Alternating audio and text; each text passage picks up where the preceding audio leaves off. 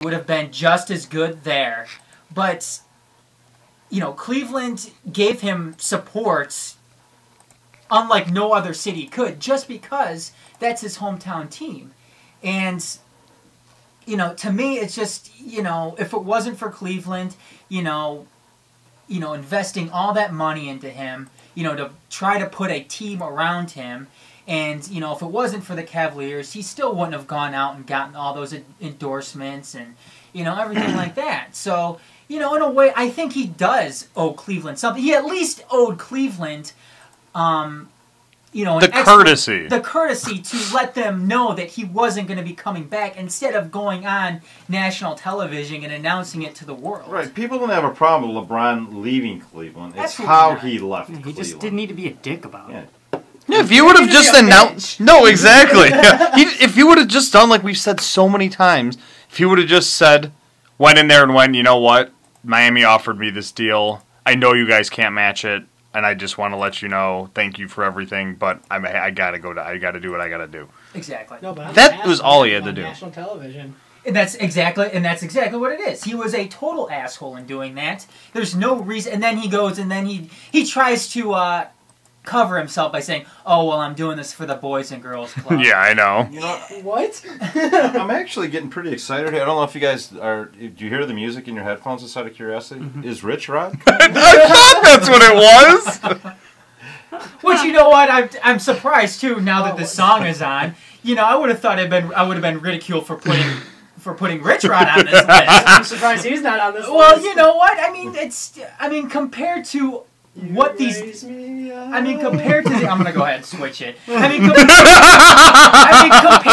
Compared to what these nominees have done, I mean, there's no reason for Rich Rod to be on this list. No reason he's not. whatsoever. Rich Rod isn't a bitch.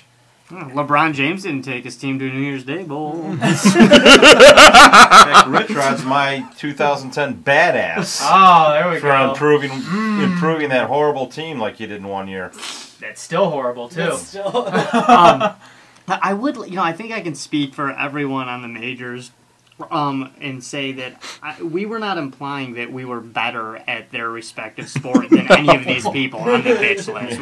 We're not trying to say that we could, you know, like LeBron's a bitch and I could totally take him one-on-one, or you know, you know, I can QB better than Raplesberger. No, I think Dick could probably, you know, this category wasn't the 2010 what athletes the majors guys are better than awards. No. Oh, okay. And to imply that a professional fighter could beat Adam in a fight. I would hope so. Yeah, I'm pretty sure he could probably beat all 5 of us, but he's still a bitch. Exactly. He's not the biggest bitch of 2010, but he's in the top 4. Yeah. And, you know, I mean, just to kind of, you know, summarize the rest of these, you know, nominations here, I mean, Floyd Mayweather's another one. I mean, calling Manny Pacquiao a yellow chump, and, you know, having multiple assault charges this year alone is, in my opinion, bitch-worthy. I mean, Very he's much a so. professional fighter. He's getting assault charges. How are the people not dead that he's being assaulted? I know, you know. Maybe he's not that good. Yeah, maybe you can whip his ass. You know what? I think you guys are right. Yeah, and all right, next week. And him Adam making Hernandez is Floyd Mayweather. And him making Rumble in the racist Jungle. comments. I mean, who does he think he is, Adam? So you think he lives in Utah? Brett Favre, again, another one. Again, this, like I said, this is the only one that has any relation in some way to what he does on the field, or, like you guys said, what he doesn't do on the field. But, you know, Brett Favre is the perfect example of an athlete putting himself before his team. Brett Favre knew damn well that it wasn't in the best interest of the Minnesota Vikings, him going out there and playing with a busted shoulder or a bionic ankle that he had to inject, you know, probably cortisone shots with on a, you know, day-to-day basis. And, you know, and then our friend on Facebook said that, you know, Brett Favre doesn't have any, or I have no idea what it's like to you know, participate in NFL practice. Well, he's absolutely right. I've never participated in an NFL practice, let alone a high school practice like Eric has here. But then you don't see the other quarterbacks in the NFL doing this, and but then I think the reason he's on this list is more so how he handled himself in the offseason, how he didn't tell the Minnesota Vikings till after training camp that he was going to come back. It took Jared Allen, Steve Hutchinson to go down to Louisiana, where he lives. Mm-hmm. And it's just ridiculous. If you're going to retire.